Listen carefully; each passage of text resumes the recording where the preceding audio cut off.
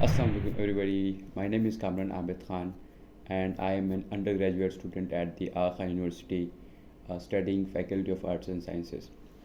So today I have been joined by Mr. Saad. Saad, thank you so much for being here Thank you first for and having me. foremost. So Saad is my class fellow here at the Aga University. He is also studying FS. सो जो आज का जो purpose है video बनाने का वो ये है कि Saad is from O levels background number one. So मुझे पर्सनली क्यूरियोसिटी थी कि what is the difference between FSc and O levels. जब मैंने इनसे बात की तो मतलब इनका ये हुआ कि इनका मेडिकल कॉलेज में भी हुआ था AKU में. So he didn't go for that and he is studying here at FS. So he could either choose to go, I mean he मतलब इनका इंटरव्यू हुआ था बट बिकॉज पाकिस्तान में ना इट्स लाइक मेडिकल की ऑब्वियसली एक बहुत ही ज़्यादा हाइप है. वहाँ ना जाके मतलब सोशल साइंसेज और ह्यूमैनिटीज़ और नेचुरल साइंसेज परस्यू करना, I mean it's for me it's मतलब बहुत ही एक बड़ी मोटिवेशन थी बिकॉज मेरा भी एक बैकग्राउंड मेडिकल का था, मेरा नहीं हुआ था. लाइक मुझे भी मतलब कुछ और ही करना था इन सोशल साइंसेज. सो इस तरह की जब मुझे मेरी इनसे बात हुई तो कुछ चीज़ें मैच करी. तो आई फील कि कुछ ऐसी बातें इस कॉन्वर्सेशन से होंगी जो कि आने वाले जो भी हमारे जो स्टूडेंट्स हैं FSC से आए हैं, ओ लेवल से आए हैं, specially from I would highlight GB और चित्राल से बिकॉज वहाँ पे इतना हमें एक्सपोजर नहीं होता टूवर्ड्स करियर काउंसलिंग इतनी नहीं होती. तो बट आप इस तरह की स्टोरीज जब सुनते हो तो और रियल स्टोरीज रियल पीपल से आप डिफरेंट डिसीजन भी ले सकते हो apart from going for medical और engineering. So Saad, thank you so much Thank again. you so for having me. Could you please tell us about firstly about yourself थोड़ा सा और फिर आगे बढ़ते हैं. अच्छा, so I was born and raised in Karachi. सही है. और मैंने जो अपनी हाई स्कूल की जो वो एजुकेशन थी वो मैंने BVS पारसी हाई स्कूल से कंप्लीट की, जो कि सदर में है कराची में. एंड ओ लेवल्स वहाँ से किया. और फिर ओ लेवल्स करने के बाद I went to cedar college. सही है. और सीडर कॉलेज भी कराची में, वहाँ से मैंने अपना A लेवल्स किया. बस ये मेरा इंट्रोडक्शन है. अच्छा, तो लाइक FSC में ये होता है ना कि नाइन्थ मैट्रिक हाँ. इज़ लाइक स्कूल, SSC कहते हैं उसको, secondary school part 1. Then first year second year is HSSC, higher secondary school. और स्ट्रेट मतलब किताबें होती हैं लाइक बायो, अगर आप प्री मेडिकल कर रहे हो तो bio, physics, chemistry, mathematics and English and Urdu. अगर आप इंजीनियरिंग डिपार्टमेंट से हो तो आपको लाइक मैथ्स रिप्लेस करते हैं, मैथमेटिक्स रिप्लेस करते हैं, बाकी सेम रहता है. सो इस तरह का कुछ मेजोरिटी ऑफ द स्कूल्स में है. हाँ, एक आध कॉलेज में फिर आप कंप्यूटर साइंस भी होता है लेकिन कम में होता है. लेकिन अगर आपको एक FSC का एक इमेज चाहिए ना तो इट्स लाइक दैट, फिक्स्ड होता है. फिक्स होता है, इतने सब्जेक्ट्स होते हैं, दिस इज़ द थिंग. सो अगर उसको रिलेट करो O A लेवल से तो थोड़ा सा बताओ कि O लेवल्स बड़ा होता है कि A लेवल्स बड़ा होता है, लाइक मैट्रिक कौन सा है ये थोड़ा बता दो. मैट्रिक जो है वो O लेवल्स होता है. O लेवल्स सही है. इज लाइक हाँ, वो मैट्रिक हाई स्कूल जूनियर. वाला. हाँ, ठीक सही है. और जो A लेवल्स है वो कॉलेज है. ठीक. सही है. लेकिन हमारा एक एक्स्ट्रा साल होता है. जैसे तुम लोग 10 साल पढ़ते हो अपना हाई स्कूल में, हमारे 11 साल होते हैं. सही है. तो O लेवल्स का एक ज़्यादा साल होता है. और फिर उसके बाद A लेवल्स 2 साल का होता है, जिस तरह कॉलेज 2 साल का होता है. अब जहाँ तक O लेवल्स का ताल्लुक है, आप चूज़ कर सकते हैं डिफरेंट सब्जेक्ट, लाइक आप जो भी कॉम्बिनेशन बनाना चाहें, कोई आपको रोकेगा नहीं. बट लाइक यूजुअली स्कूल्स के अंदर जो है वो it is divided into blocks. सही है. अब वो स्कूल के ऊपर डिपेंड करता है. कुछ स्कूल्स आपको बहुत फ्री चॉइस देते हैं. अब मेरे स्कूल में जो था वो ये था, या तो कॉमर्स था या साइंस था. सही है. तो अब साइंस के अंदर वही आपके मेन सब्जेक्ट्स, और फिर आपके पास ऑप्शनल सब्जेक्ट्स के अंदर आपके पास जो है वो, अब कहीं पर कंप्यूटर साइंस भी ऑप्शनल होता है. मेरा जो स्पेसिफिक स्कूल था उसके अंदर कंप्यूटर साइंस सबको लेना था. सही है. तो सबको O लेवल्स में कंप्यूटर साइंस पढ़ना था. तो मैंने साइंस चूज़ किया. ठीक है. फिर आपके पास ऑप्शन होते हैं ऐड मैथ्स या इकोनॉमिक्स. ठीक है. तो मैंने ऐड मैथ चूज़ किया, ऐड मैथ किया मैंने. बाकी जो कॉमर्स की साइड होती है उस पर बिजनेस, अकाउंटिंग और ये सब चीज़ें ये लोग वहाँ पर उसमें पढ़ते हैं. मैथ वगैरह तो पढ़ते हैं बट बायो फिजिक्स नहीं होती, बिजनेस अकाउंटिंग वगैरह होती है, इकोनॉमिक्स. सही है. और फिर उसके बाद when you are done with your O levels, तो मेरे जो स्कूल था उसके अंदर वो लोग ना मतलब A लेवल्स ऑफर नहीं करते थे, वरना स्कूल्स होते हैं जो कि O लेवल्स के बाद A लेवल्स भी ऑफर करते हैं. सेम ही स्कूल में आप कंटिन्यू करते जाते हैं. तो मेरा स्कूल सिर्फ O लेवल्स तक था. उसके बाद मुझे किसी और कॉलेज में जाना था. तो मैंने वो कॉलेज में एडमिशन लिया सीडर में. और फिर जो है वो A लेवल्स के अंदर भी A लेवल्स के अंदर तो आपको खुली छूट होती है, कोई ब्लॉक सिस्टम होता ही नहीं है.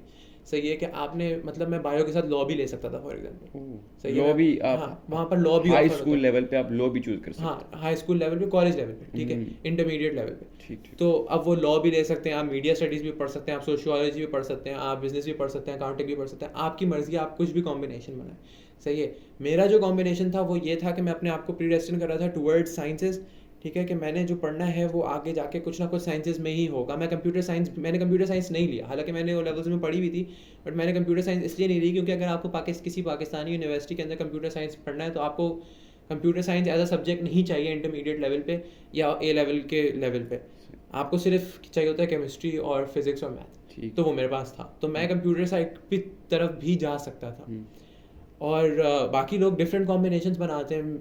मेरे साथ मेरे दोस्त थे जिन्होंने फिजिक्स के साथ अकाउंटिंग उठाया हुआ था, सही है। अब वो पढ़ रहे थे, उनका दिल था तो उन्होंने पढ़ा, और उसके बाद मेरी एक दोस्त थी, उसने अकाउंटिंग फिजिक्स भी पढ़ रही थी, मैथ भी पढ़ रही थी, अकाउंटिंग भी पढ़ रही थी, then she went into accounting and finance at IB। तो ये खुली छूट होती है, आप जिस तरह का कॉम्बिनेशन बनाना चाहें। यूजुअली लोग जो है ना मिनिमम आपको 3 लेने होते हैं, एंड देन फिर 3 से लेके 5 तक लोग लेते हैं। Okay okay. सो जो मेन डिफरेंस मैंने मतलब इस कॉन्वर्सेशन के बाद ये पाया कि ये थोड़ी सी डाइवर्सिटी है इन कोर्सेज, और फिर थोड़ा कुछ सा फ्रीडम है। और प्रैक्टिकल कोर्सेज है जो आपको लाइक हेल्प करते हैं बाद में, जो कि यहाँ पे तो मिसिंग है। क्या आप उर्दू पढ़ते हो वैसे? यार उर्दू भी होती है, हाँ। लगता तो नहीं है। नहीं, उर्दू सब्जेक्ट होता है। अच्छा, जस्ट लाइक हाँ, वो भी कंपलसरी होता है कि नहीं? नहीं ज़रूरी नहीं होता, वो आप सब्जेक्ट ले सकते हैं, लोग लेते हैं सब्जेक्ट ऐसे उर्दू सब्जेक्ट ताकि उनका साइंस ग्रेड आ जाए। सो आई थिंक इट्स लाइक काफ़ी मैंने जाना है इस कॉन्वर्सेशन के बाद डिफरेंस थोड़ा सा। तो coming to the second question, I think जो कि मेरे लिए बहुत मैं इसके बारे में और सुनना चाहता हूँ, इंटरेस्टिंग है कि you had been chosen to go to medical, आपका हुआ था, बिकॉज मैं भी था प्री मेडिकल का, और मुझे पता है जो कंपटीशन और जो लाइक स्टूडेंट्स जो मतलब जिस एम के साथ जो ये जो होते हैं ट्यूशन सेंटर्स एंड स्टफ, तो बहुत होता है, लाइक क्रेज होता है मेडिकल का, और स्पेशली AQU का तो 100 सीटें होती है, तो बहुत ज़्यादा। सो मतलब व्हाट मेड यू चूज कि आप वहाँ नहीं जाओ, बिकॉज यार एक बहुत बड़ा डिसीजन है, I am again saying. So what made you choose कि यार आप FS पढ़ो, लाइक ह्यूमैनिटीज़ पढ़ो, सोशल साइंसेस पढ़ो, नॉट गो फॉर मेडिकल, वहाँ पे तो करियर भी सेट है, सब कुछ सेट है, बट आप यहाँ अच्छा, ये बहुत बड़ा मिथ है मेरे ख्याल में, सही है, मैं इस पर बहुत लंबी बात कर सकता हूँ। लेकिन जो है, जब मैंने अपनी यूनिवर्सिटी की जब वो जर्नी स्टार्ट की कि भाई अच्छा यूनिवर्सिटी के लिए क्या करना है, तो मेरे शुरू से मेरा ये इंटरेस्ट था कि मैंने पढ़नी बायो है, सही है, I have to do something in bio, but मुझे डॉक्टर नहीं बनना। मेरे खानदान में बहुत डॉक्टर हैं, मेरी अम्मा भी डॉक्टर है, तो एक मुझे वो था कि यार मुझे डॉक्टर नहीं बनना, एक वो नहीं था, मतलब वो उस तरह का ना इंटरेस्ट नहीं था।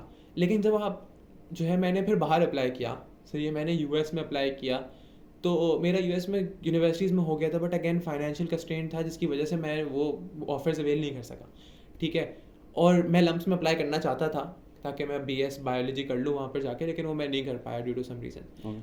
और लेकिन फिर जब मैंने देखा कि अच्छा भाई मैं बाहर नहीं जा सका, सही है, मुझे लगता है मैं बाहर नहीं जा पाऊँगा, तो what are the options available in Pakistan bio के लिए, तो ऑप्शंस नहीं है, सही है। बेसिकली मतलब ऐसे बायोमेडिकल की कोई बैचलर्स के लेवल पे कोई डिग्री नहीं है, सही है।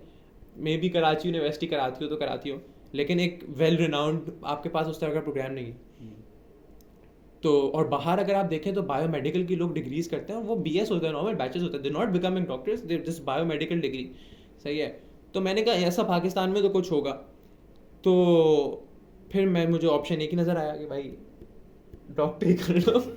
तो मैं भी उस रैट रेस में लग गया, सही है, क्योंकि मैं अदर ऑप्शन ऑब्वियसली देख रहा था। फिर मुझे FAS का पता चला, I was attending an SRF workshop मेरे कॉलेज की तरफ से, सही है। तो मुझे SRF वर्कशॉप के थ्रू FAS का पता चला कि अच्छा, कि नया प्रोग्राम लॉन्च हो रहा है खान में, और इसमें बायो भी है, लाइक देयर हैज़ और भी अदर चीज़ें, ह्यूमैनिटीज़, मुझे इतना नहीं पता था सोशल साइंसेस का, बट उसमें बायो भी है। तो आई वाज लाइक चलो maybe I can look into this, तो मैंने अप्लाई कर दिया था ऐसे, सही है। और फिर तुम्हें पता है वो जो डॉक्टर वाला पूरा सीन होता है वो लेटर होता है, तो जो मेरा पूरा समर था that was spent preparing for the MCAT, सही है। मैंने कहा कुछ करने के लिए है नहीं, अभी मेरा रिजल्ट आया नहीं है FAS का, तो अगर क्या पता मेरा ना हो FAS के अंदर, तो मैं कुछ, मेरे हाथ में कुछ नहीं रहेगा, तो कुछ तो बैकअप हो, तो समझ लोग मुझे हंसते हैं मेरे ऊपर, बट मेरा बैकअप वाज MBBS, सही है।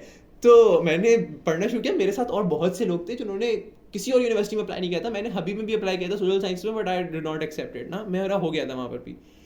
तो मेरे साथ और बहुत से लोग थे बायो की क्लास में मेरी, जो कि 90 बच्चे थे ना, वो 90 के उनमें से बहुत सारे मेजोरिटी जिन्होंने बस ये सोचा हुआ था कि हम डॉक्टर बनेंगे, और जो है वो उसी में लगे हुए थे कि हमने तो बस एमकैट देना है। अब मेरे तो ऑब्वियसली सेकंड ऑप्शन था, तो मेरा इतने स्टेक्स नहीं थे उसके अंदर, उनके स्टेक्स थे।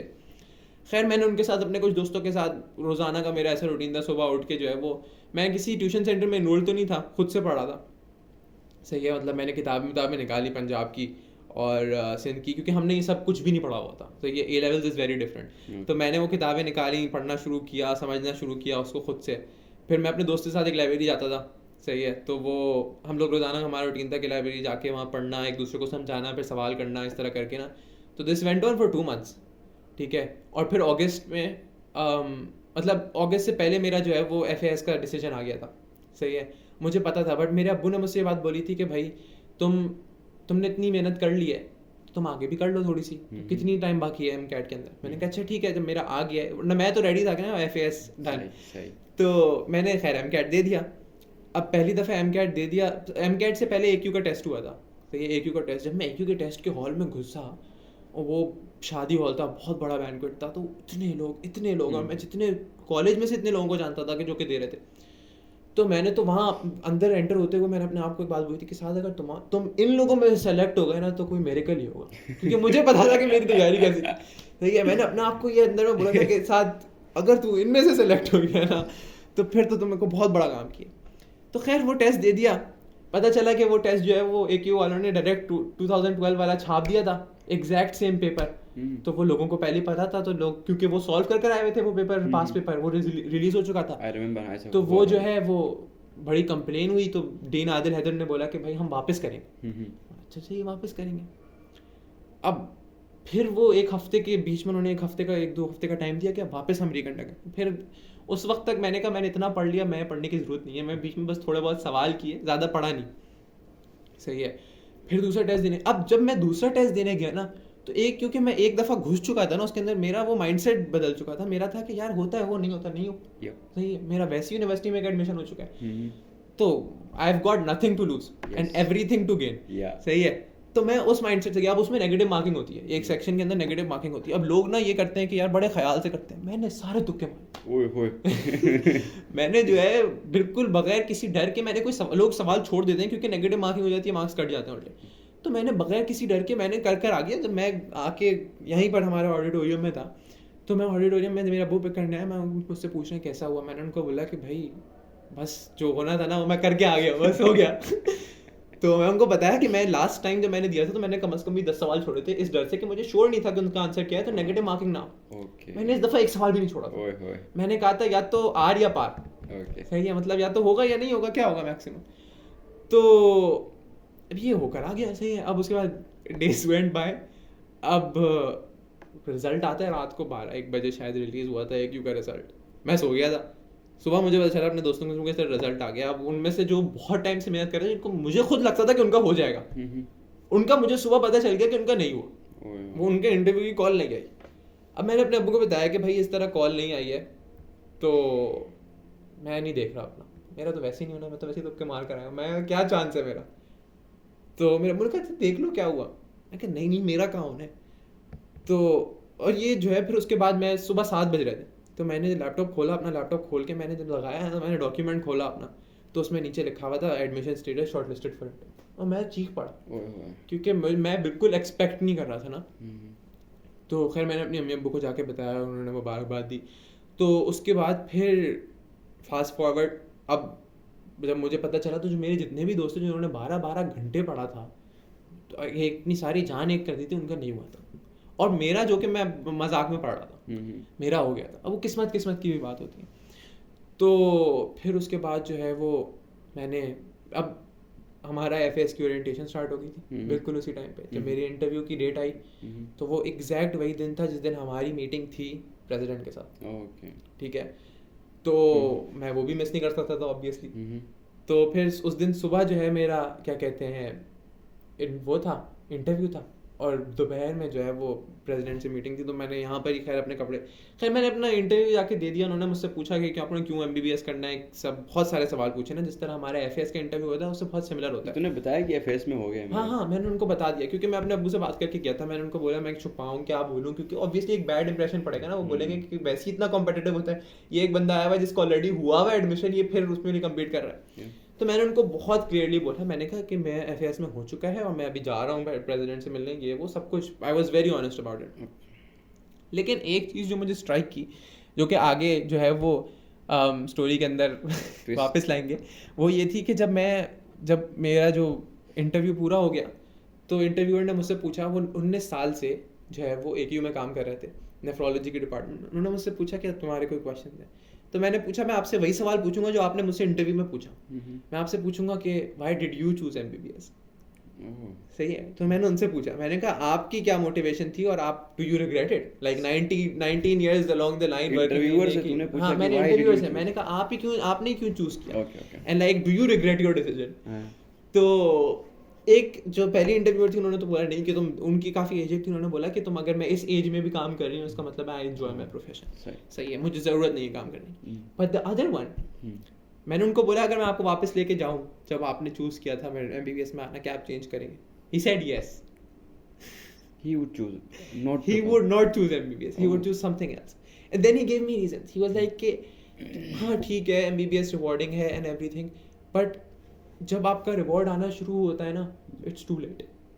सही है, बहुत लाइफ में आगे जाके आपको बहुत एफर्ट डालना पड़ता है और फिर जाके आपका रिवॉर्ड आना शुरू होता है।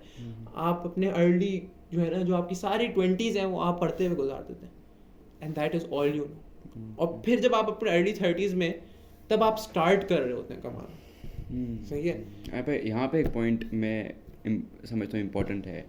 तो ये भी जो डायलॉग हम कर रहे हैं, मतलब इसका जो कोर मकसद है ना, मतलब मैंने फील किया कि इम्पोर्टेंट है, वो ये कि यहाँ कराची में, लाहौर में, इस्लामाबाद में तो इट्स स्टिल कि यार आप करियर काउंसलिंग लेते हो, you go through a process, internet होता है, आपके बंदे होते हैं यहाँ वहाँ, तो मतलब आप सोच समझ के लेते हो, मतलब decision regarding your university. But जहाँ रिमोट एरियाज है ना, जहाँ से लाइक मैं खुद आया हूँ, लाइक GB चित्राल हो गया, इवन दूसरे भी इलाके होंगे, लाइक वहाँ पे अव्वल तो लाइक ये फैसिलिटीज़ बिल्कुल नहीं है, इंटरनेट, करियर काउंसलिंग वाला बिल्कुल, मतलब है कई स्कूलों में लेकिन कम है, और बाकी ओवरऑल में तो बिल्कुल नहीं है।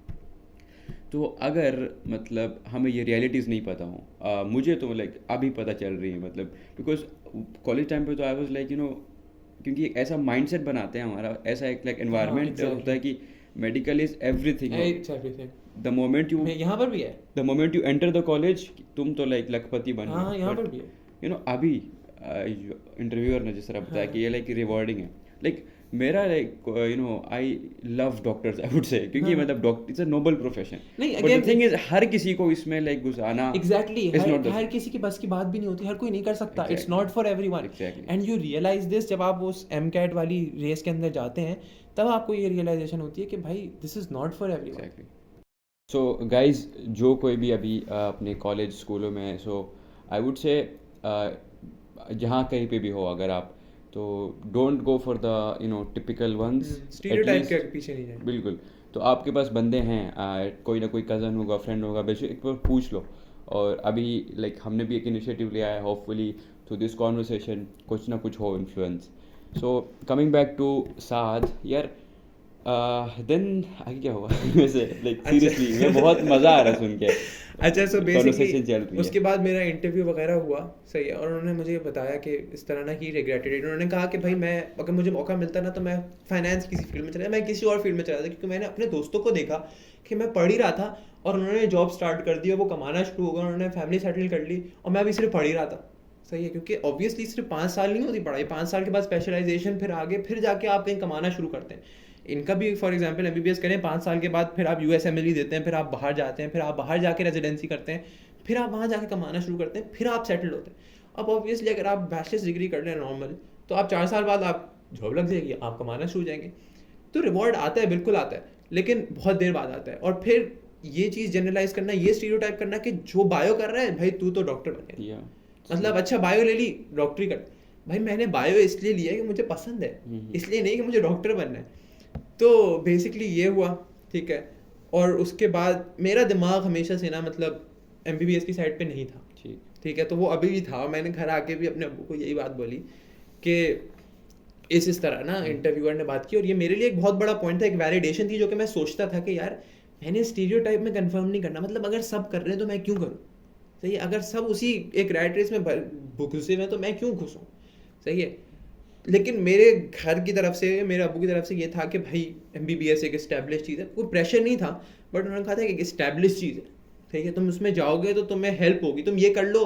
उन्होंने मेरे टीचर से पूछा, अब यहाँ पर मिस गाइडेंस भी होती है, जो मेरे टीचर उन्होंने मिस गाइड भी बहुत करते थे। उन्होंने बोला नहीं बेटा तुम MBBS करो, MBBS के बाद तुम्हें जो करना हो कर लेना, तुम MBA कर लेना उसके बाद। अरे भाई मैं क्यों 5 साल अपने ज़ाया करूँ अगर मुझे उसके बाद कुछ और ही करना है, अगर मैंने उस डिग्री में जाना ही नहीं।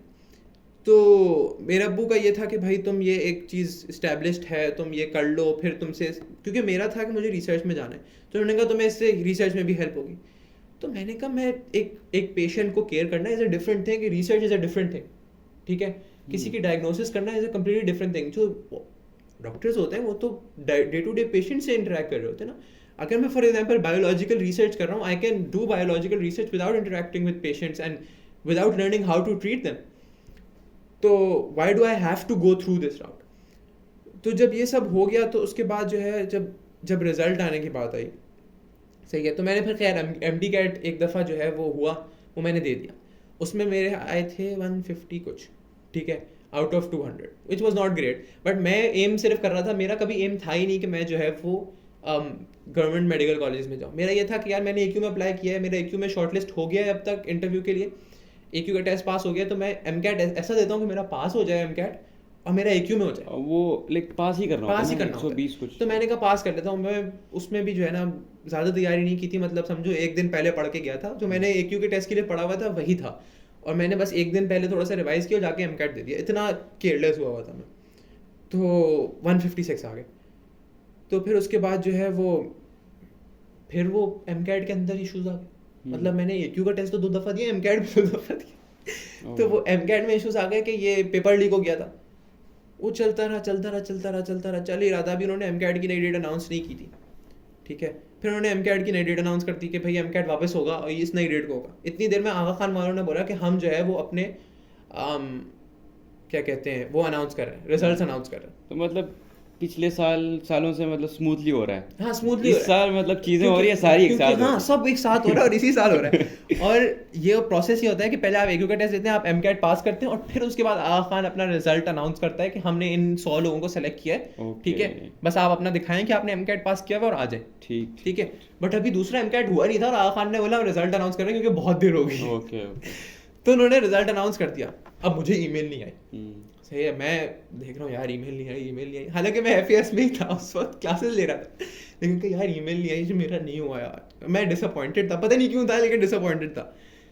लेकिन फिर उसके बाद जो है वो मुझे अपनी AQ की ईमेल पर ही जो है वो ऑफिस ऑफ द एडमिशन से ईमेल आती है कि you have been waitlisted, सही है, और जैसे ही कोई बैकआउट करेगा तो हम आपको कॉल करेंगे। तो ये जो है ना MCAT से 2 दिन पहले। अब मैं इस माइंडसेट में था कि यार मैं FAS में सेटल हो गया हूँ, मेरी क्लासेस स्टार्ट हो गई, मैंने MCAT क्यों दूँ, मैं वापस से MCAT क्यों दूँ। तो ये why should I go through that hassle and why should I go through everything. मैं तो इंटरेस्टेड हुई नहीं इसमें, लेकिन मेरे अम्मी अब्बू वर ऑफ द व्यू कि भाई दे दो यार, क्या हो गया, क्या होगा मैक्सिमम। तो मैं बड़ा उसमें था कि नहीं भाई मुझे नहीं देना। तो खैर एक देर रात पहले मैंने अपनी अम्मी को बोला कि इवन इफ अगर वो मुझे वेटलिस्ट से निकाल दें AQ वाले, तो मैंने AQ MBBS में तो जाना नहीं है, तो मैं MCAT क्यों दूँ। तो मैंने I decided not to give the MCAT। मैंने कहा मैं अपना मेंटल पीस प्रेफर करूँ और मैं MCAT ना दूँ, ठीक है। तो मैंने MCAT नहीं दिया, MCAT हो गया, रिजल्ट आ गया MCAT के, सही है। उसके बाद मैं क्लास में था इंग्लिश की, मुझे कॉल आती है, अब वो नंबर कॉल करे जाए, मैं उठा नहीं रहा था। मैंने थोड़ी देर निकल के बाहर मैंने कॉल उठाई, मैं ऑफिस ऑफ द रजिस्ट्रार से बात कर रहा हूँ आगा खान यूनिवर्सिटी के, आपने MCAट दिया था। अब मैंने पता नहीं किस ख्याल में मैंने बोल दिया, मैंने कहा MCAट दिया था, एक दफ़ा तो दिया था, आपका स्कोर क्या है। मैं उसको स्कोर ही बता दिया 156। अब मैं उसी दिमाग में था। तो उन्होंने कहा कि फिर मुझे एकदम से ख्याल आया कि मैंने अभी तो रिसेंट वाला MCAट नहीं दिया। तो मैं उनको बोला नहीं मैंने MCAट नहीं दिया था, मैंने पिछला वाला दिया था। तो उन्होंने मुझसे पूछा आपने क्यों MCAट नहीं दिया। मैंने कहा मेरा FAS में हो गया था इसलिए मैंने MCAट नहीं दिया। तो कहते हैं अच्छा सही है, हम आपको एडमिशन ऑफर कर रहे थे लेकिन आपने MCAT नहीं दिया, तो आप हमें ईमेल करके बता दें कि आपने MCAट नहीं दिया, हम आपकी फाइल क्लोज कर दें। सो ये this is how it ended. ठीक है, फिर मैंने उनको ईमेल की, मैं उनसे बाद में बात जाके उनसे बात हुई, मैंने कहा कि क्या एक्चुअली मेरी जगह बन गई थी, एडमिशन ऑफर कर रहे थे? उन्होंने कहा हाँ, हम आपको एडमिशन ऑफर कर रहे थे, और अगर आपने एमकैट दिया होता तो आप एमबीबीएस का पार्ट बन सकते। तो that was my story and how it ended. Thank you so much. And so तो अगेन क्रक्स जो हमने पहले भी बताया था कि we you know every profession is noble in its own means, just stereotype करना गलत है। एंड Stereotype लास्टली, करना गलत है। Are you happy here and are you thinking कि जो आप चाहते थे वो आपको मिल रहा है? लाइक इन 1 मिनट अगर आप बताएं कि अच्छा देखो, डिफरेंट है आई थिंक, बिकॉज यहाँ पर इनॉग्रल बैच है, वो 40 साल से सेटल्ड प्रोग्राम है, सही है, तो वो ऑब्वियसली उनके कुछ ऐसे एडवांटेजेस हैं जो कि वो उनको मिलते हैं, but I feel like in the longer run this will be beneficial, क्योंकि अगेन इनॉग्रल बैच है, तो इनॉग्रल बैच होने के तो कोई फायदे होते हैं ना, वो तो इनॉग्रल बैच नहीं है ना, उनको तो टैबलेट नहीं मिले ना। टैबलेट्स यार साथ। Thank you so much, Thank you so much. Thank you so much. Cut हो गया, थैंक यू सो मच, मज़ा आया। कराची वाला बाद में कभी करेंगे, बट ये ना बहुत प्रिसाइज हुआ। ओ ए लेवल्स एंड